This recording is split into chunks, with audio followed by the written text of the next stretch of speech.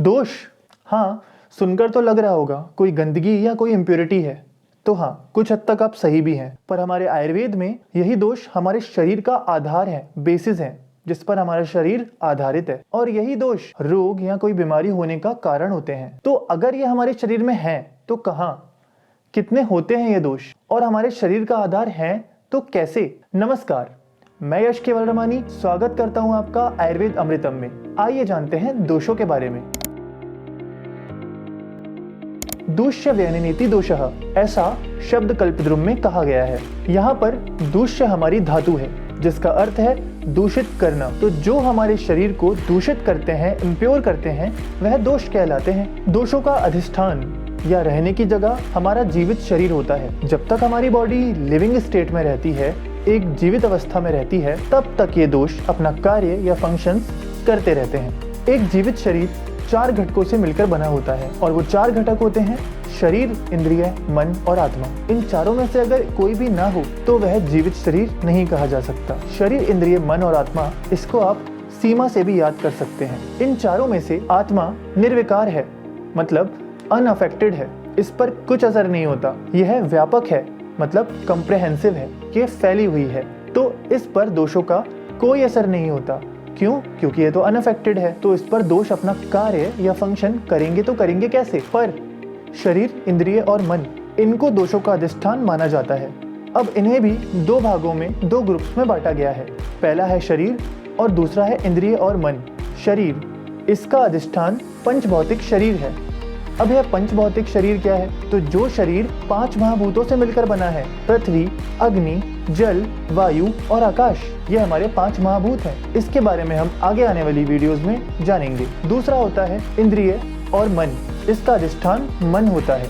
इंद्रियों का मतलब है जो हमारे शरीर के ज्ञान, मतलब कि कुछ भी नॉलेज गेन करना, और कोई भी कर्म, मतलब कोई भी एक्टिविटी करना, उसे करने का साधन रूपी अंग, मतलब कि सेंस ऑर्गन्स जिसे हम कहते हैं, eyes, mouth, nose, tongue, ear, ये हमारे सेंस ऑर्गन है। If we talk about modern, इस आधार पर दोषों के 2 अधिष्ठान माने गए हैं, शरीर और मन। तो जब दोषों के रहने की जगह शरीर और मन है, तो रोगों के होने की भी जगह शरीर और मन ही होंगे। तो जब यह दोष अपनी साम्यावस्था, मतलब कि इक्विलिब्रियम कंडीशन, हीमोस्टेटिस में रहते हैं, तब ये हमारे शरीर का आधार होते हैं, अपने नॉर्मल फंक्शंस करते रहते हैं, और हमारी बॉडी के फंक्शंस नॉर्मल चलते रहते हैं। पर जब यही दोष विषम अवस्था में रहते हैं, मतलब कि अपनी ऑप्टिमम क्वांटिटी से कम या ज्यादा हो जाते हैं, तो यही दोष रोगों या डिजीज होने का कारण बन जाते हैं। तो आइए जान लेते हैं शारीरिक दोषों के बारे में। हमारे शारीरिक दोष 3 होते हैं, मतलब कंटेमिनेंट्स ऑफ बॉडी, जिनका नाम है वात, पित्त और कफ। उसी तरह हमारे मानसिक दोष, मतलब कंटेमिनेंट्स ऑफ माइंड, वो 2 होते हैं, जिनका नाम है रज और तम।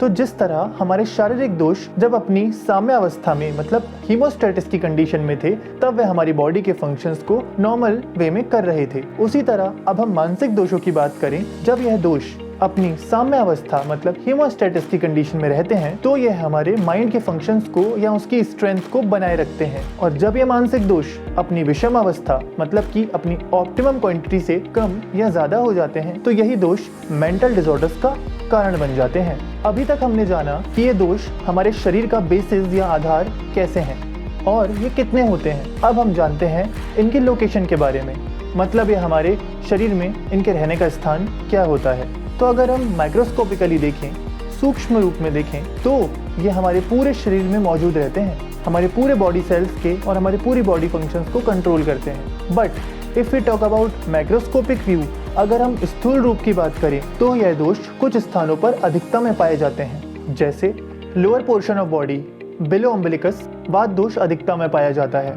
Middle portion of body, it means abdomen, यहाँ पर पित्त दोष अधिकता में पाया जाता है। और upper portion of body, above cardiac region, यहाँ पर कफ दोष अधिकता में पाया जाता है। तो दोस्तों, इस वीडियो में हमने बात की दोष के बेसिक्स के बारे में। आगे अपकमिंग वीडियो में हम बात करेंगे वात दोष के बारे में। अगर आपको ये वीडियो पसंद आई हो तो इस वीडियो को लाइक करें, हमारे चैनल को आगे आने वाली वीडियोस के लिए सब्सक्राइब करें, और हाँ, सबसे ज़रूरी, अगर आपको इस वीडियो को लेकर थोड़ा सा भी डाउट हो या फिर आगे आपको किसी टॉपिक पर वीडियो चाहिए हो तो कमेंट सेक्शन में ज़रूर बताएं।